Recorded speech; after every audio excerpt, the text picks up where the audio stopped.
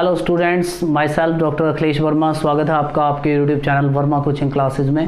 Students, आज का study के लिए हमारा टॉपिक रहेगा ह्यूमन किडनी। किडनी एक बड़ा इंटरेस्टिंग टॉपिक है। इसको अगर आप अच्छे से समझते हैं तो आपको किडनी के फंक्शंस भी समझ में आ जाएंगे। आपको खुद के लिए बड़ा इंपॉर्टेंस है, आपके पेरेंट्स के लिए बड़ा इंपॉर्टेंस है। आप उनको बता सकते हो कि देखो मेरे को किडनी आ चुकी है, किडनी का क्या फंक्शन है, किडनी में क्या क्या डिजीज़ हो सकती हैं और किस तरह से किडनी हमारे ब्लड को फिल्टर करती है। हम सब ने सुना है कि किडनी एक ऐसा ऑर्गन है जो ब्लड को फिल्टर करती है। तो ब्लड को कैसे फिल्टर करती है स्टूडेंट्स, वो भी हम इस वीडियो में डिस्कस करेंगे और बहुत ही इंटरेस्टिंग होने वाला है। आप इसको स्टार्ट करते हैं। हम यहाँ पर ह्यूमन किडनी की बात करें तो ह्यूमन के पास there is a pair of kidney, दो किडनी होती है, pair and of kidney, right and left kidney. एक किडनी राइट साइड होती है और एक लेफ्ट साइड होती है। ये एब्डोमिनल रीजन जो है, ये हमारा पेट नहीं है, इसको हम बोलते हैं एब्डोमन। हमारे एब्डोमन में दो किडनी है, एक राइट हैंड साइड है और एक कहाँ पे है, लेफ्ट हैंड साइड है। और किडनी कहाँ प्रेजेंट होती है, लोअर एब्डोमन में।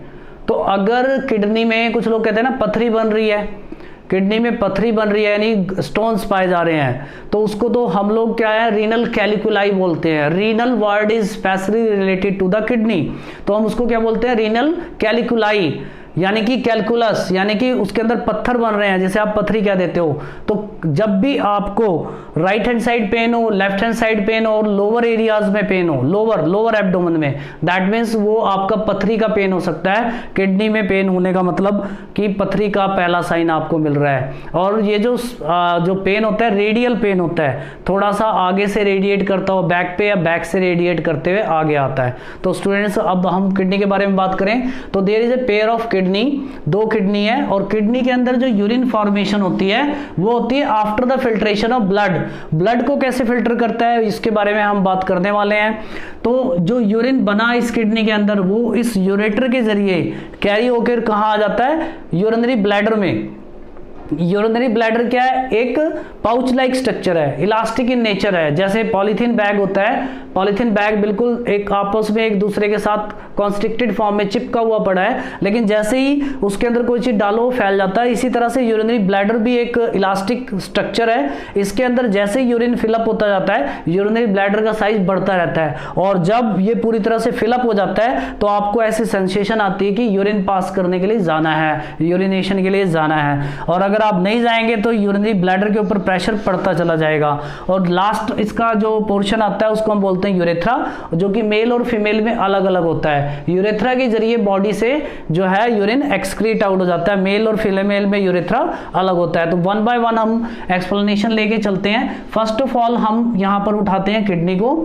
तो किडनी के अंदर स्टूडेंट्स क्या प्रेजेंट होती हैं, रीनल पिरामिड्स। ध्यान दो आप इसको, मैंने जो आपको ये टॉपिक उठाया वो क्लास 10th में भी है, 11th में भी है, बायोलॉजी में, और दोनों में ऑलमोस्ट एक्सप्लेनेशन सेम है। और मैं आपको जितनी अच्छी एक्सप्लेनेशन दूंगा तो वो 10th में भी काम आएगी, 11th में भी काम आएगी, और छोटे छोटे जो क्वेश्चंस हैं वो सब आपके यहाँ पर इजिली वे में कवर होने वाले हैं स्टूडेंट्स। तो किडनी की बात करें तो किडनी के अंदर ये देख रहे हैं आप, ये पिरामिड्स पाए जा रहे हैं, रीनल पिरामिड्स।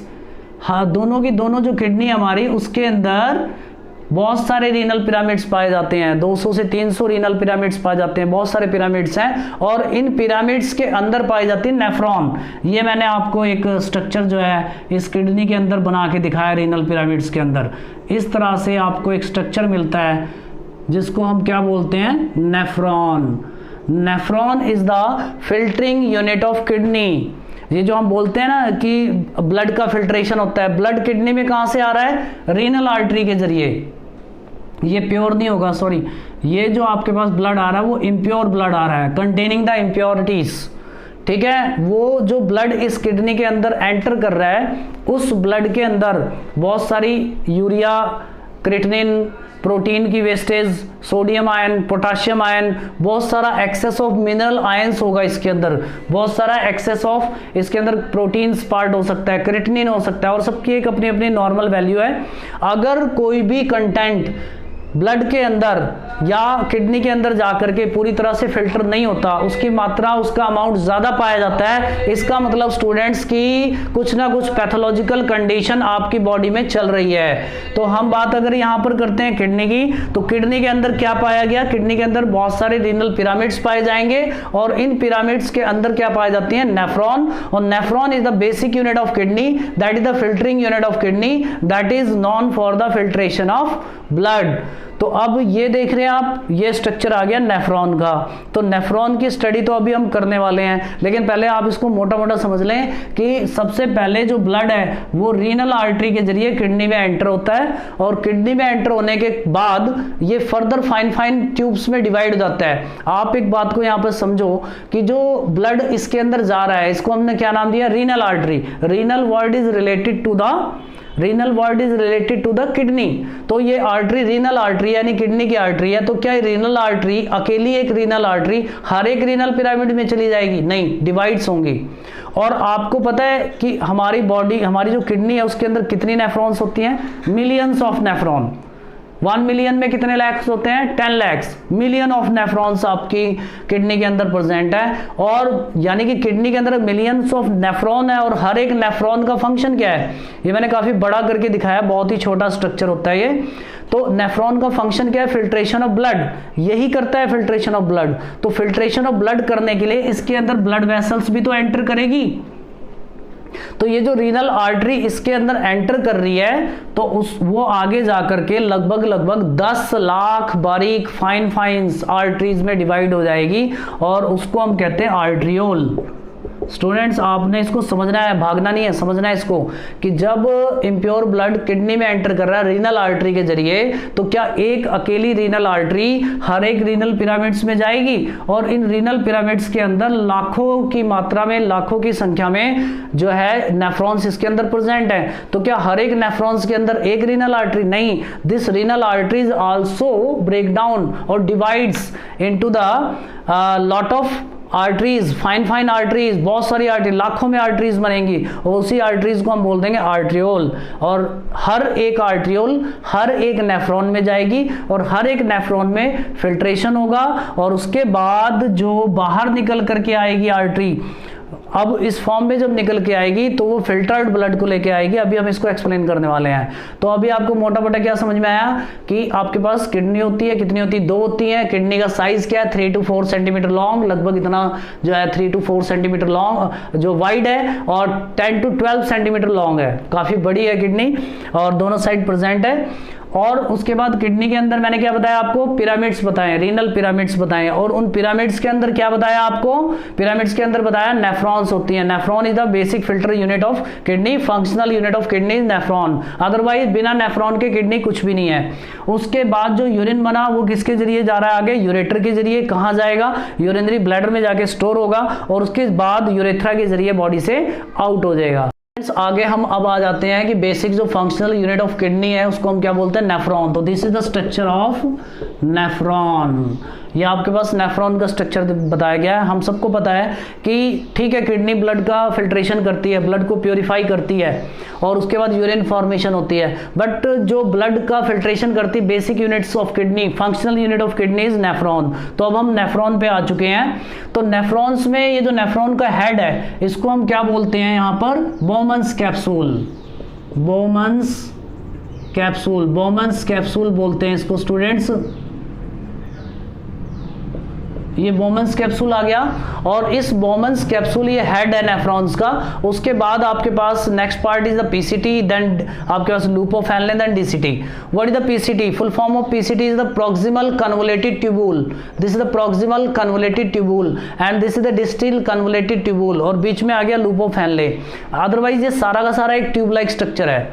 अब स्टूडेंट्स अगर हम यहाँ पे बात करें कि प्रॉक्सिमल कन्वोलेटेड ट्यूबुल्स क्या है? Just a tube like structure, that's why it is called as tubule. और प्रॉक्सिमल शब्द का मीन होता है कि पहले, और डिस्टिल का मतलब होता है बाद में, यानी कि पहले आने के कारण इसको हमने प्रॉक्सिमल कहा है, और ये बाद में आने के कारण इसको हमने डिस्टिल कहा है। देन कन्वोलेटेड ट्यूबुल क्यों कहा है? आप देख रहे हो किस तरह से ये ट्यूब लहरा रही है, अप डाउन मूवमेंट शो कर रही है, that's why it is called a convoluted. तो this is the proximal convoluted tubule and this is the distal convoluted tubules. और स्टूडेंट्स ये नीचे क्या है? Loop of फैनले।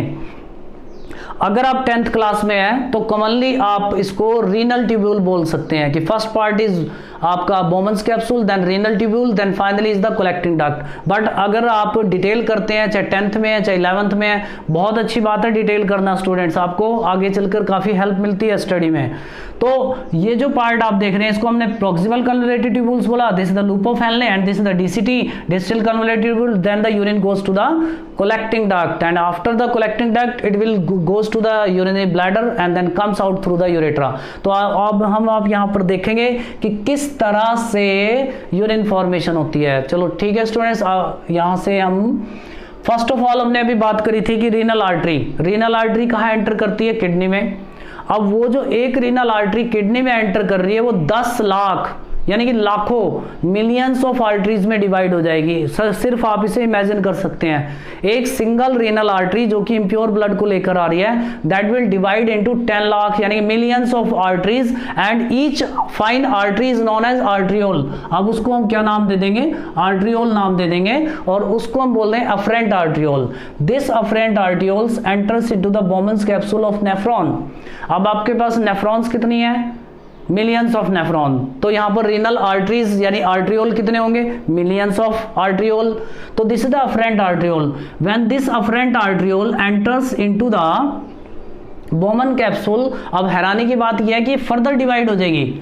अब स्टूडेंट्स आप चेक करो यहां पर, ये further 40 to 50 fine tube like structure में फर्दर डिवाइड होने वाली है। अब आप सोचो कि कितना ज्यादा वर्डन होने वाला है। ये एक अफरेंट आर्ट्रियोल जो कि ऑलरेडी बहुत ज्यादा फाइन होती है, ये आगे जैसे बोमन्स कैप्सूल में एंटर होती है it will be further divides into the 40 to 50 fine blood capillaries. This the tuft of the blood capillaries known as glomerulus. This is the tuft structure of the blood capillaries is known as glomerulus। और यहाँ पर fine होने का benefit क्या मिलेगा? जब यहाँ पे आर्टरीज फाइन हो जाएंगी, देखो नेचर है, प्रकृति, कुदरत ने इस तरह से इसको बनाया हुआ है कि सब सारा फंक्शन अपने आप होता चला जाए। अब जो इसके अंदर जितनी भी वेस्टेज हैं ब्लड के अंदर वो सारी फिल्टर होके बाहर आएंगी, सब सारी की सारी वेस्टेज जो है वो बाहर आने वाली है।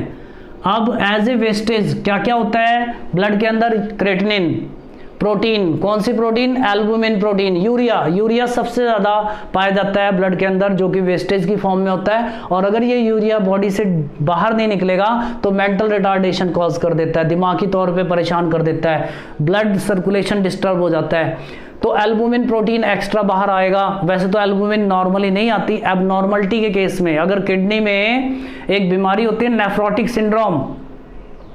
नेफ्रोटिक सिंड्रोम एक ऐसी बीमारी है जिसके अंदर जो है ये जो नेफ्रॉन्स है आपकी, इसे खुद ही डीजनरेट होना शुरू कर देती हैं, ब्लड कैपिलरीज भी डीजनरेट करना शुरू कर देती हैं।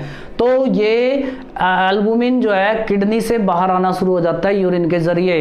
ये एक ऐसी बीमारी है, एक ऐसी कंडीशन है, पैथोलॉजिकल कंडीशन जो कि स्टेरॉइड ट्रीटमेंट से ठीक होती है। स्टूडेंट्स अगर किसी को जानना होगा इसके बारे में कमेंट्स करके आप पूछ सकते हैं। तो एक्स्ट्रा प्रोटीन बाहर आएगा, यूरिया, सोडियम आयन बाहर आएंगे, पोटाशियम आयन बाहर आएंगे, क्लोराइड आयन बाहर से आएंगे और जो एक्स्ट्रा मिनरल्स है वो बाहर आएंगे। बस ये बात आप याद रखना, एबनॉर्मल कंडीशन में ही एल्बुमिन आता है, वैसे नहीं आता है। कहीं आप बाद में कहें सर आपने एल्बुमिन बता दिया था। और वाटर तो आएगा ही आएगा, अगर वाटर नहीं आएगा तो यूरिन कहाँ से बनेगा? तो वो एक्स्ट्रा यूरिन भी इसके जरिए कंडक्ट होके कहाँ एंटर कर गया? बोमन्स कैप्सूल में। बोमन्स कैप्सूल के बाद वो पीसीटी में, पीसीटी के बाद वो लूप ऑफ हेनले में चलता चला जाएगा, पास होता चला जाएगा, डीसीटी में आएगा और डीसीटी के बाद वो कलेक्टिंग डक्ट में जाकर वेस्टेज बाहर आ जाती है। तो स्टूडेंट जितना भी ब्लड के अंदर वेस्टेज है वो सारी की सारी एफरेंट आर्ट्रियोल के जरिए बोमन्स कैप्सूल में एंटर करती है और बोमन्स कैप्सूल में जाकर के वो जो अफरेंट ब्लड आर्ट्रियोल है दैट विल, अफरेंट पता क्यों कह रहे हैं इसे?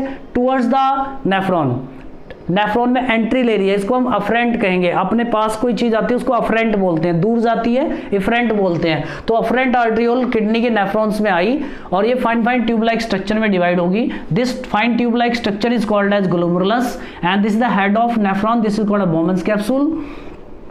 और उसके बाद इसके अंदर ब्लड का फिल्ट्रेशन हुआ, फिल्ट्रेशन होने के बाद जो उसके अंदर वेस्टेज थी वो सारी की सारी बोमन्स कैप्सूल में चली गई और फिर बोमन्स कैप्सूल से आगे वो पीसीटी डीसीटी में जाते हुए कलेक्टिंग डक्ट में, देन बॉडी से बाहर निकल जाती है यूरिन ब्लैडर यूरेथ्रा के जरिए।